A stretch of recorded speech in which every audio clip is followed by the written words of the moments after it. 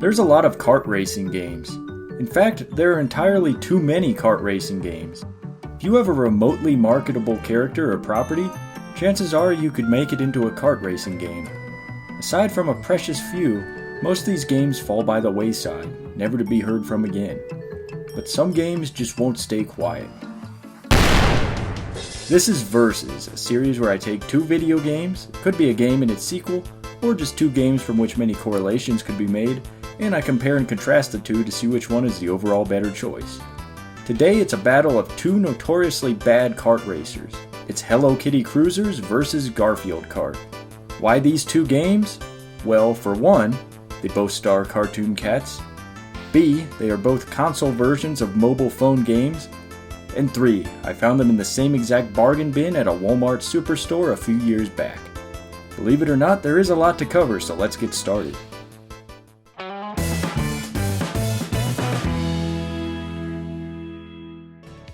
From the time I spent with HK Kruisers, I unsurprisingly deduced that the game was for a very young audience. So for the most part, the gameplay is dumbfoundingly simple. Hello Kitty and friends get together and race cars, boats, and planes through a series of simple race courses and tracks. There's really only two gameplay modes in the game: the tournament mode and the adventure mode. The adventure mode is comprised of 20 tasks Hello Kitty and friends must complete. These tasks are pretty mundane and are very simple. Some levels have you collecting cupcakes, some have you boating or flying through hoops, and some levels change the pace and break up the monotony big time by having you collect apples. You get ranked at the end of each level to tell you how you did, with a 3-star rating being the best, and a 1-star rating being a glad you tried, here's a participation award. Yeah, as far as I can tell, there's almost no way you could fail these challenges. The further you advance in the adventure mode, the more boats, cars, and planes you unlock. And once you've completed all of the tasks, every vehicle in the game is at your disposal. Fortunately for me, the adventure mode only took all of 30 minutes to finish, and that was with 3-star ratings on every single challenge. I was initially thinking the adventure mode would be the meat and potatoes of the game, but I guess I was wrong. So let's move on to the tournament mode. All of the racing action takes place in this mode, and frankly it's just as basic as I expected it to be.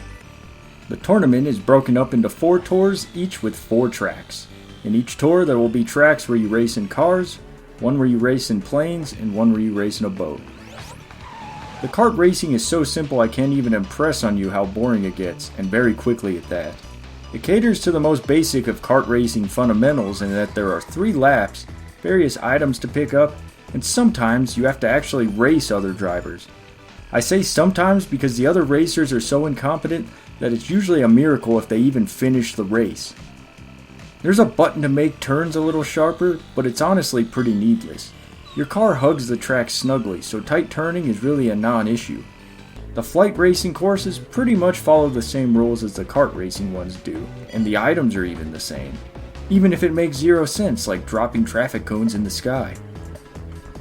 The only thing that really changes is that you can move up and down now. Boat racing is just a little bit different because now you've got water physics to deal with. Never fear though, it's still ridiculously easy to win these races.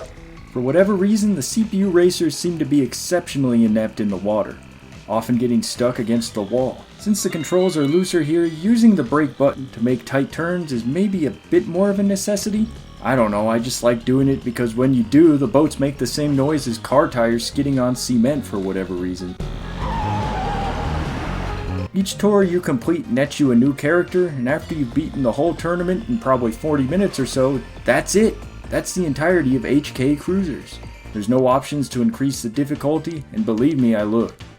There's really no other content in the game besides a mode where you can race on one track at a time. Overall, I guess I'm not really too disappointed. If it only took me an hour and a half to see everything this game had to offer, that's fine with me. Unfortunately, there's just a bit more to cover. As basic as the gameplay is, the game actually has some vehicle and character customization.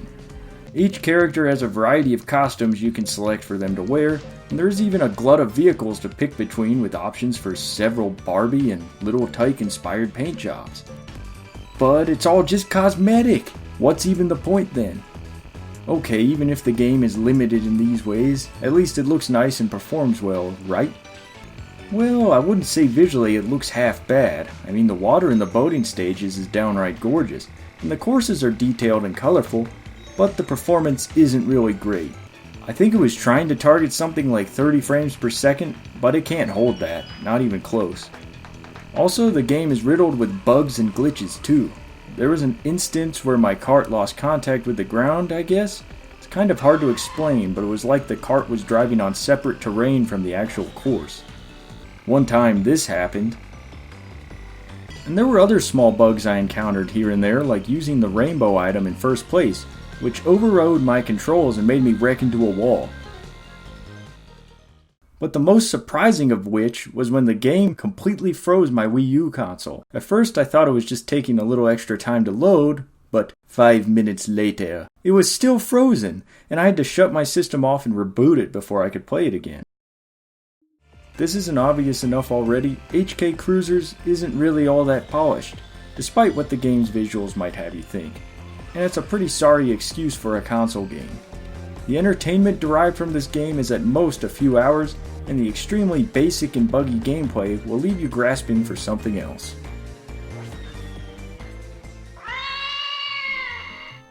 Moving along to Garfield Kart, it's surprisingly got a decent amount of depth and options. Well, at least compared to HK Kruisers it does. Much like HK Kruisers, there's only two main gameplay modes in the game. The Grand Prix mode and the Time Trials mode. There's 50, 100, and 150cc difficulties, and 4 cups with 4 courses each. All of the cups are based on food items with the likes of the lasagna, pizza, cheeseburger, and ice cream circuits. You can tell this game was trying really hard to keep up with Mario Kart, because it also has a kart customization feature. Unlike HK Kruisers, the cosmetic choices you make to the kart also give them unique characteristics and change their stats. It even kind of one-ups Mario Kart in a way, because you can choose hats for your character to wear, but who really wants to do that? Getting into the racing, Garfield and company race around a series of locations which actually have a decent amount of variance to them. All you really have to do is win the race, but there's the usual number of kart racing type things to do while you do so, like power sliding, and collecting items and using them to win the race. Winning circuits nets you new car parts, new hats for your cat, and more characters. It actually takes a bit of time to unlock the other characters too. You only start with 4, and I think you have to win every Grand Prix on every difficulty before all 8 characters are unlocked. There's also coins to collect. These coins don't do much of anything in the race, but in the game's shop you can buy power-ups with them. The power-ups you buy allow you to equip them to your car, so at the beginning of the race, you can start out with an item. I didn't really use this feature though because it felt unfair and also unnecessary. So if you don't like this feature, the coins basically serve zero purpose, since you can't unlock more car parts and characters with them like you can in the mobile version. Garfield Kart focuses on one gameplay style and one style only, that being on-the-ground kart racing. You could say the gameplay isn't as diffuse as HK Kruisers is, but I'd be lying if I said the game isn't pretty much completely broken. Well, maybe not completely broken, but you know that movie, A Christmas Story, where the dad's leg lamp breaks, and then he tries to glue it back together, but it just ends up breaking again? That's Garfield Kart to a T. I don't say that lightly either. You'll notice right away with the herky-jerky frame rate that's constantly speeding up and slowing down. Weird glitches where you ride on the walls, or sometimes just fall completely through them. And strangest of all, every terrain you drive on is the exact same. The collision detection is the exact same whether you're driving off-road through tall grass or on the solid pavement. This pretty much gives you free rein to drive wherever the hell you want to, with no loss of speed at all. The game's lack of polish especially shines through when you finish the race and your character just stops dead in their tracks. Or how when you wreck or go out of bounds, how quickly your racer recovers. Or simply how tightly your car hugs the road. Remember how I said you could power slide in this game? You don't even need to. You turn so darn tightly it's unnatural. Remember the aforementioned kart customization feature I talked about? Well, it turns out that's broken too. If you pick the wrong kart customization, you will pretty much never catch up to the rest of the pack because you're just too darn slow, making it pretty much impossible to win the race. On the other hand, picking another kart option will make your racer so fast nobody will ever be able to catch up to you. I messed around with different options and it seemed like there's really no center cut balance. You're either way too slow or way too fast. Mind you, the broken nature of the game doesn't necessarily lead to a bad time. I think I enjoyed playing Garfield Kart way more than I should have. I guess it was just so unpredictable and weird that I couldn't help but anticipate with verve what was going to happen next. Either that or the gameplay seemed refreshing compared to that of HK Kruisers. I'll admit, it's pretty much impossible to play the game as was intended. You could try, who knows, you might even get away with it. But that's why the time trials mode was so intriguing to me. You race against a computer-generated UFO to earn medals of the bronze, gold, and silver varieties. This is really where you can start to abuse the game's lack of boundaries and terrain to cut across massive swaths of track to get rather unrealistic but at the same time fast time trial results. The only thing that kinda sucks is that the game doesn't allow you to race against your ghost. Instead it has a UFO complete the race in the same amount of time as your last trial, but it never cuts across terrain or uses any of the same maneuvers as you did. Just a shame that there is no online connectivity for this game because I bet there'd be some insane time trials results. Given Garfield Kart's glitchy nature of having no terrain, poor boundary controls, poorly thought out customization features, and just a general slapped together nature of being a mobile game ported to the 3DS for a quick buck, I can in no way say that it's a good game, but games don't really have to be good to be entertaining. At least that's how I look at it. Compared to the boring, catering, and basic gameplay of HK Kruisers, it was absolutely a welcomed reprieve.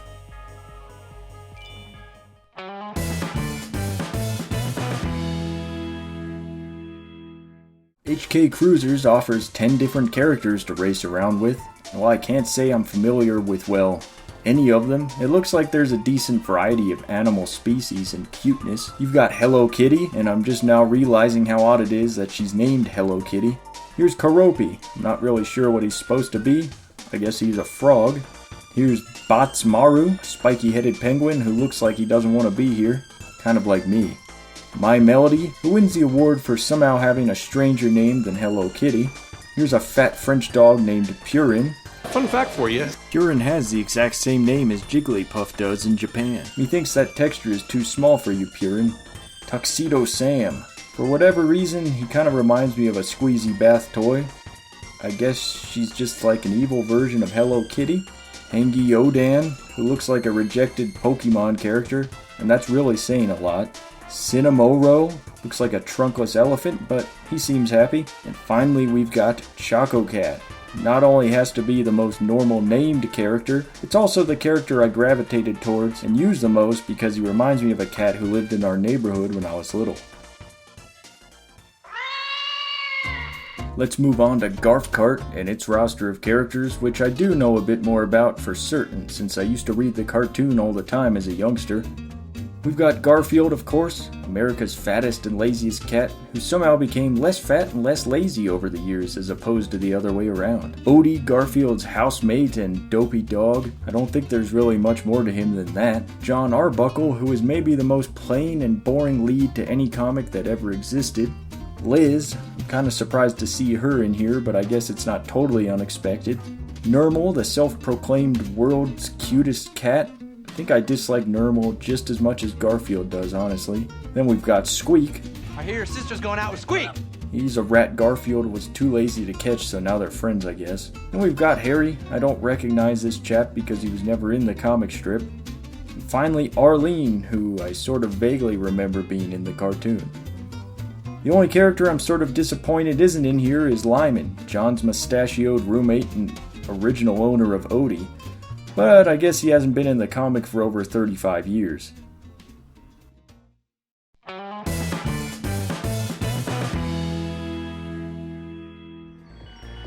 So far we've covered a biggie with gameplay, and also something fleetingly insignificant with the character selection. Now let's move on to something that makes a kart racer with the racetracks themselves. HK Kruisers is a bland game with embarrassingly bad course selection and variety. I guess why do I really expect anything different with courses named Cosmic Way Rally A and Town Center Flyby B?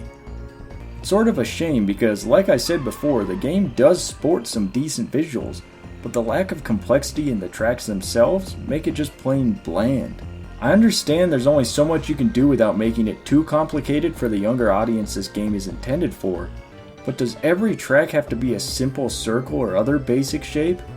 Even now it's hard to recall which track was which, because in my mind they all just sort of amalgamated into this blob of unimaginative crap. There's not even much to be said for obstacles in the courses, because they, for the most part, are non-existent. When there are obstacles, it looks like they were added at the very last minute. Like for instance, look at these crab enemies and look at the quality of the models. They don't even animate or anything, they just move back and forth. It's such a stark contrast from the rest of the visuals in the tracks, it's almost comical.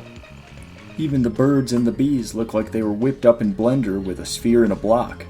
At the very least, I can say that the tracks have at least a tiny bit of variety like towns, mountains, and beaches, but for a game with only 16 courses, it reuses the themes entirely too much. There's even some instances where it's kind of ambiguous as to where the track actually goes, like here. In some of the boating courses, there are these big circular roundabouts where it'd be very easy to go the wrong way if you weren't paying attention. But again, it's hard to get too specific while going over the courses because most just come and go without any unique features to distinguish them. And yeah, overall, that's really all that could be said for the courses. The tracks may stimulate your eyes, but not really much else. Garfield Kart's tracks actually have a lot to talk about. For one, there's actually a lot of variety.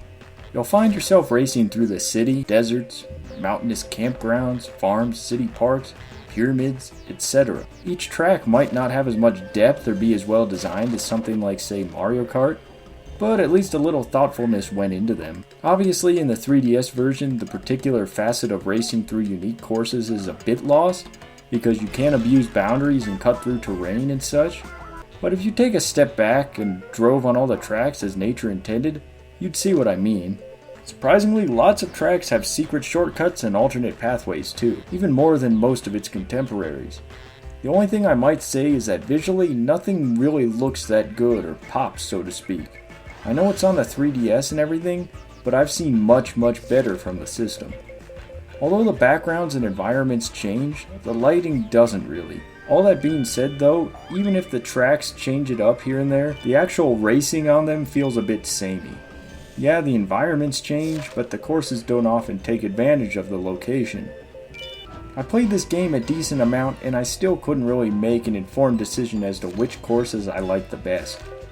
None of them stand out for being especially bad, but none of them are really that great either. I think if one track stood out at least a little bit, it's the Loopy Lagoon, simply for how much fun I had in it in the time trials mode.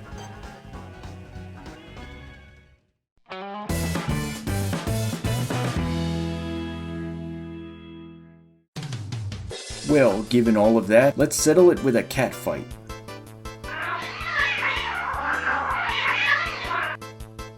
Well, okay, Hello Kitty won the cat fight because there's no way that fat bastard Garfield could beat anyone up, but the actual winner of this episode of Versus is Garfield Kart. Given how broken the game is, how uninspired the gameplay is, and just the overall lack of polish, you'd figure Garf Kart would be one of the worst kart racers ever. Well, it is, but I'll be a monkey's uncle because I genuinely had some fun with this mess of a game. I think the process of bringing this game to the 3DS took it from an uninspired and frankly generic kart racer to something memorable for simply showing how broken a game can be while still maintaining some entertainment value. Sometimes when working with a property like this, the characters are likable enough to make it stand out, but that's not the case here. The uniqueness of Garf Kart is rooted purely in how poorly it delivers at being a good kart racing game. I'm surprised Jim Davis cares this little about his fat orange cat. Who knows though, he might not even know this game exists, because his name never even appears in the credits. I guess I don't expect much more of a guy who doesn't even draw his own cartoon. Seriously, all he does is come up with the stories and, like, really rough sketches. Another guy actually draws it and letters it, a third guy inks it, and a fourth guy colors it. Charles Schultz had to hold his pen with two hands at the end to keep it from shaking, but at the very least he penned Peanuts for its whole entire 50-year run. Getting back to Garf Kart though, yes, it is pretty bad, but it's hilariously bad. Hilariously bad enough that a person like me got some entertainment out of it. I guess I would expect nothing less from a company named Koch Media. HK Kruisers is fundamentally a better built game, but that doesn't necessarily mean it's better than Garfield Kart. In my eyes, it just plays it too darn safe, and is just entirely too basic to be noteworthy of being anything other than that. It's got a good selection of cute characters to play as, but other than that, there is no reason you need to feel handcuffed into buying this game. Even if you had little kids, just get them Mario Kart. It might be a little more mechanical than HK Kruisers, but at least it's got longer than an hour and a half's worth of entertainment. When looking into this game for this video, I learned that the mobile version is no longer available on Google Play or the App Store, and the game was even ported to the Nintendo Switch completely unchanged. The game was also one of the scarcer titles on the Wii U, so Lightweight, the game's publisher, printed more copies and is selling them on Amazon for $50. That's $10 more than the game originally retailed for. The fact that they think it's okay to be shoveling this game out there for $40+ while at most it's a $3 phone app, is sickening. Well, that just about wraps up this episode of Versus. And just in case you were wondering, yes, you did just spend 20 minutes watching a video comparing Hello Kitty and Garfield racing games. At least if in the future somebody sees these games sitting on my shelf and asks if I've ever played them before, I can say yes. Yes, I have. And while Garth Kart focuses on Garth Kart,